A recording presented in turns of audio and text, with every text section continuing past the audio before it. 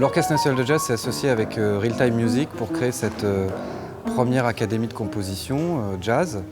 L'objectif de cette académie, c'est de permettre à des musiciennes et des musiciens professionnels d'accéder à une forme de formation continue dans le cadre de leur parcours professionnel et de pouvoir développer des nouvelles compétences dans le champ de la composition. Il y a un truc qui est à mon sens très important dans ce qu'on essaie de proposer ici, mais c'est le fait de pouvoir échanger avec des gens qu'on admire, qui sont d'une autre génération que la nôtre. Ce qu'on a proposé pour cette première saison de cette académie, c'est à la fois d'avoir un suivi des stagiaires avec deux tuteurs, donc Stéphane Payen et moi-même.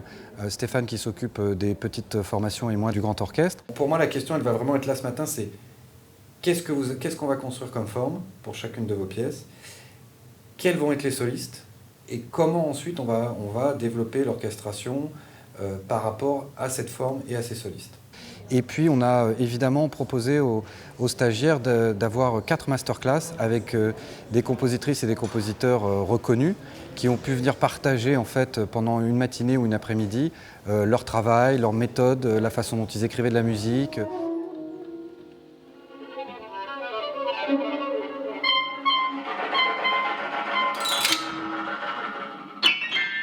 Et de façon plus générale, la façon dont ils pensaient la composition, ce qui est quelque chose d'assez rare parce qu'en fait, voilà, ce sont des choses qui sont peu partagées, peu discutées et chacun est souvent un peu seul quand il écrit de la musique. Je voulais démarrer la masterclass par une célèbre phrase de John Cage qui dit que composer, c'est révéler des évidences cachées. Nous, ce qui nous motive, c'est pas du tout la prise de risque, parce que qu'est-ce qu'on risque? On risque rien, rien. Par contre, ce qui nous motive, c'est de gravir une paroi inconnue.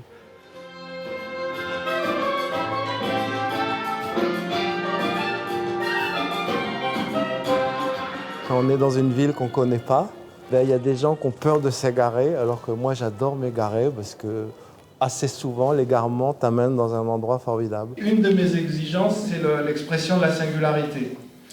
Et quand j'ai commencé à vouloir faire ce genre de musique, je me suis dit que peut-être la plus efficace des singularités, c'était le son.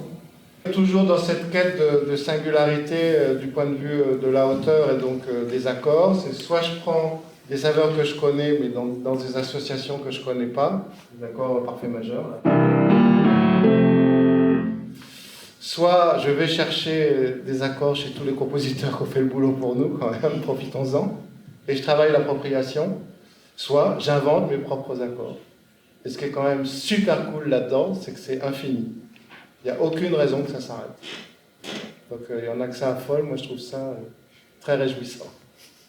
Un truc...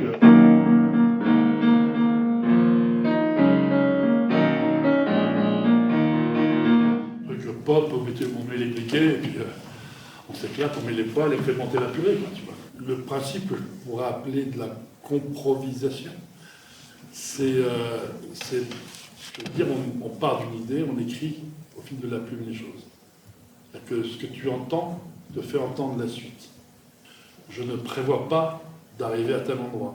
Je ne sais pas où je vais encore. Donc c'est improviser la composition. Il y a quelques paramètres qui sont incontournables dès que j'ai envie d'écrire quelque chose ou si on me commande quelque chose. C'est le plaisir de l'interprète, le plaisir de transmettre quelque chose, le plaisir de mettre les interprètes dans des situations inhabituelles et de prendre mon pied en tant qu'écrivain. Mon plaisir de musicien, c'est de donner du plaisir à l'autre d'abord.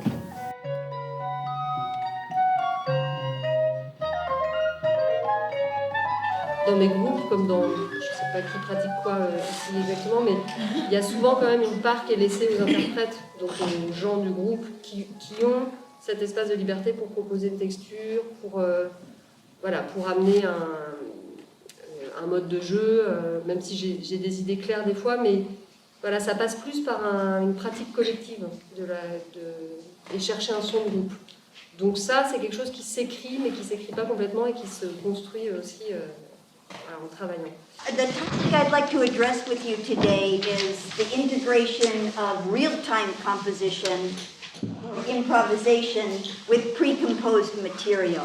How do I want to use improvisation within the composition Do I want it to develop an idea? Do I want it to bridge two ideas?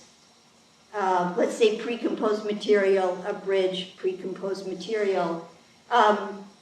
Do I want to have sections of free improvisation? And I just started working all of these ideas into the music I was writing, thinking about the players who I was writing for and what their strengths are and what their vocabularies are.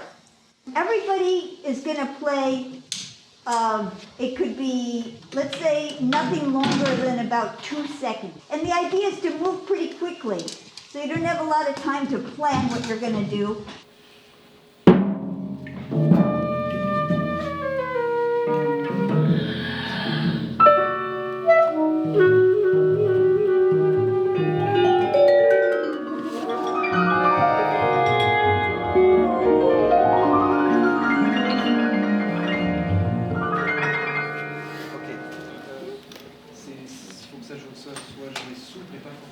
Je prends un 11.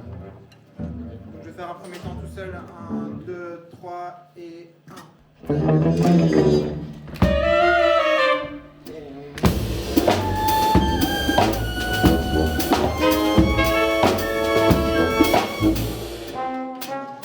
Bonsoir à toutes et à tous. Nous sommes ravis de vous accueillir ce soir à la Dynamo pour ce concert de restitution de cette première académie de composition jazz que nous avons animée toute la semaine. C'était une semaine intense.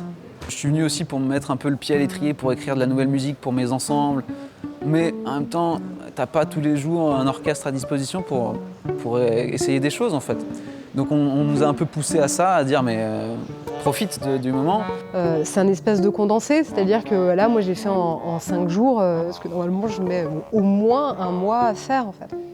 Alors évidemment pas toute seule, avec l'aide précieuse de Stéphane Payen, qui est arrivé avec tout son savoir-faire et sa grande générosité.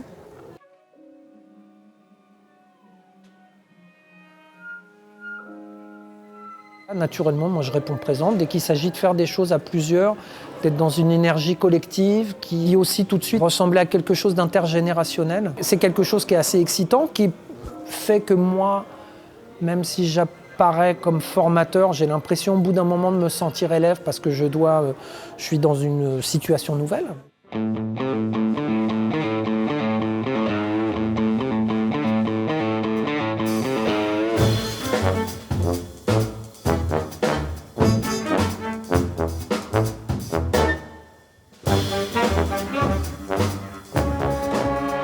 On travaille tous de notre côté, on écrit de la musique pour nos groupes, tout ça.